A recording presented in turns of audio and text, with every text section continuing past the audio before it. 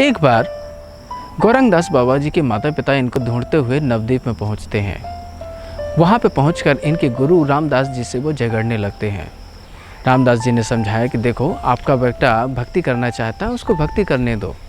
वो नहीं मानते हैं। तभी उनके माता पिता के साथ में एक दिव्य घटना होती है कि पीछे से कोई एक लंबा, एक तेजस्वी पुरुष आता है, उनके कंधे पे हाथ रखता है।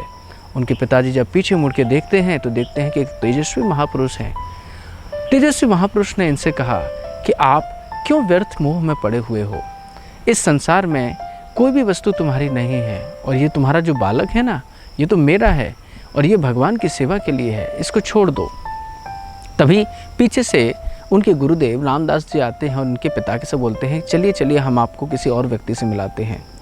इनके पिताजी तो आंखों से रो रहे थे और बोलते हैं कि मुझे एक महान संत के अभी दर्शन हुए, पता नहीं कहाँ चले गए वो। उन्होंने पूछा कौन? बोले एक लंबे से थे, तेजस्वी थे। तो उन्होंने बताया कि ये तो राधा रमण चरण दास जी थे, हमारे गुरुदेव। बोले हाँ हाँ, लगता है वही थे।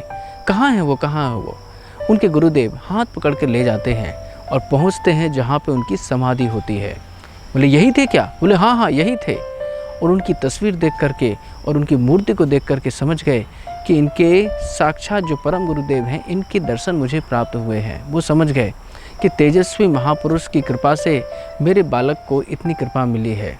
और इस तरीके से उनके भी माता पिता ने, अर्थात गौरंगदास बाबा जी के माता पिता ने उन महान संत का साक्षात्कार किया। एक संत की कृपा से ही कोई व्यक्ति संत बन सकता है।